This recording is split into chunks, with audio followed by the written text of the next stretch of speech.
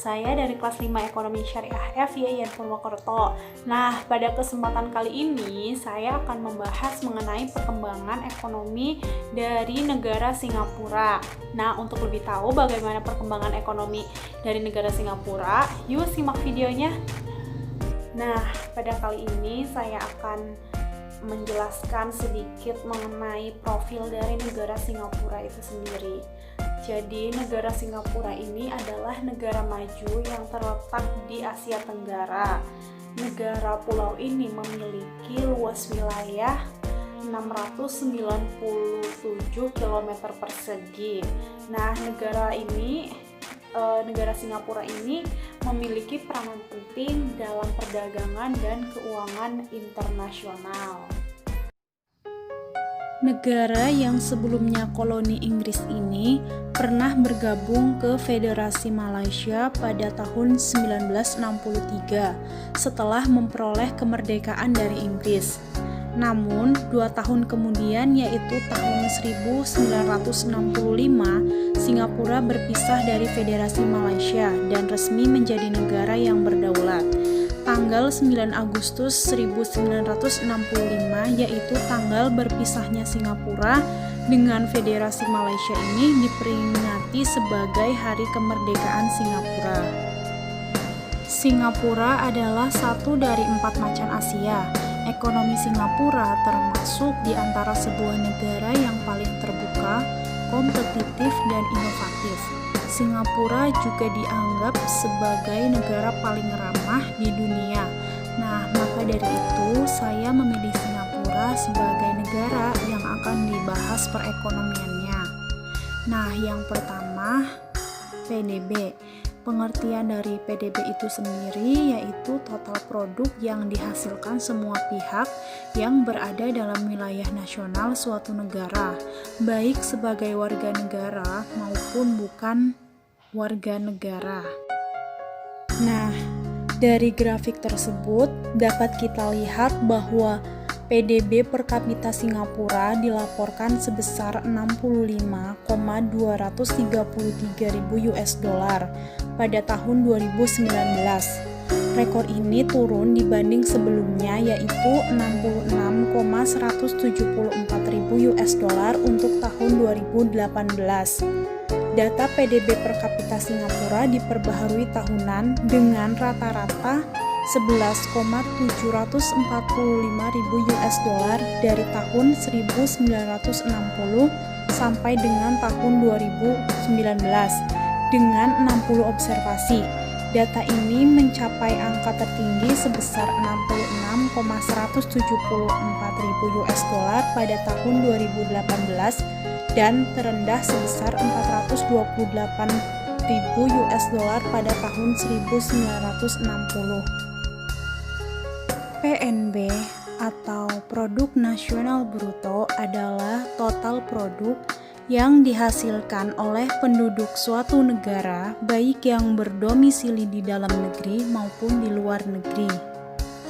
Dari grafik tersebut dapat dilihat bahwa PNB Singapura meningkat menjadi 460,725 dolar Singapura atau 343.287 M US dollar pada tahun 2019. Grafik PNB dan PDB negara Singapura meningkat dikarenakan Singapura telah mengambil langkah-langkah untuk mempromosikan inovasi, mendorong kewirausahaan, dan melatih kembali angkatan kerjanya. Selain itu, Singapura juga mengeluarkan Employment Pass atau IP di bawah 3 kategori, yaitu P1 Employment Pass untuk orang-orang dengan penghasilan bulanan sebesar 8.000 dolar dan yang lebih tinggi. P2 Employment Pass untuk individu dengan penghasilan bulanan sebesar 4.500 sampai 7.999 dolar. Q1 Employment Pass untuk individu dengan penghasilan bulanan minimal 3.000 dolar. Langkah-langkah ini bertujuan untuk meningkatkan produktivitas Singapura sehingga Singapura tetap kompetitif dan siap menghadapi tantangan ekonomi global berbasis informasi.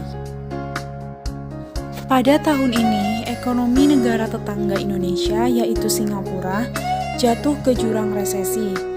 Setelah dalam kuartal 2 2020 ini pertumbuhan ekonominya minus lebih dari 40%. Ekonomi Singapura terhantam parah karena adanya pandemi virus corona. Singapura selama ini sangat bergantung pada sektor perdagangan dan jasa. Kementerian Perdagangan Singapura mengumumkan ekonomi di kuartal 2 tahun 2020 minus 41,2% dibanding pada kuartal 1 tahun 2020. Sementara dibanding kuartal 2 tahun 2019, ekonomi Singapura pada kuartal 2 2020 minus sebesar 12,6%. Negara Singapura masuk ke dalam jurang resesi karena pertumbuhan ekonominya minus dalam 2 kuartal berturut-turut. Terakhir kali Singapura mengalami resesi pada tahun 2009 saat terjadi krisis global. Resesi yang dialami Singapura menjadi alarm bagi negara-negara di wilayah Asia Tenggara, karena banyak wilayah yang perdagangannya juga bergantung kepada Singapura. Kementerian Perdagangan Singapura mengatakan kontraksi ekonomi yang dalam ini disebabkan oleh pembatasan aktivitas pada April hingga awal Juni 2020 untuk menahan penyebaran virus corona, termasuk penutupan banyak bisnis dan aktivitas ekonomi. Secara figur, sektor konstruksi di Singapura pada kuartal 2 tahun 2020 terkontraksi atau minus 54,7% dibanding periode yang sama tahun sebelumnya, atau minus 95,6% dibandingkan kuartal sebelumnya.